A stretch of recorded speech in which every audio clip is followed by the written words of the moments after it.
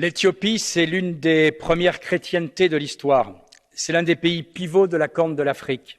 C'est aussi un chaînon essentiel des périls migratoires qui guettent l'Europe. C'est pourquoi le sort de l'Éthiopie a toujours intéressé les nations européennes.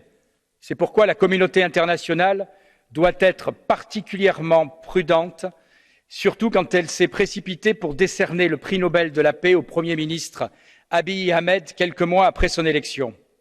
Il est vrai que ces dernières années, décerner le prix Nobel de la paix à des déclencheurs de guerre a tendance à devenir une habitude. Concernant l'Éthiopie, notre imprudence est certainement encore plus coupable. M. Abiy Ahmed a décidé de livrer une bataille acharnée contre la province du Tigré, quand cette dernière a refusé de retarder les élections législatives du 4 novembre dernier.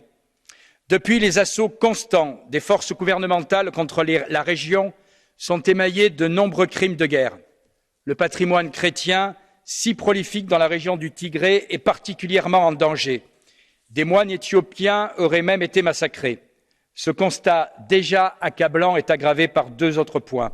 D'abord, Abiy Ahmed a admis lui-même avoir demandé l'aide de l'armée érythréenne pour envahir le nord de l'Éthiopie. Cette armée multiplie les massacres et défend les intérêts d'un des États les plus fermés de la planète. Ensuite, l'Éthiopie est désormais un pays très fragilisé, puisque d'autres foyers de contestation ethnique du pouvoir central surgissent.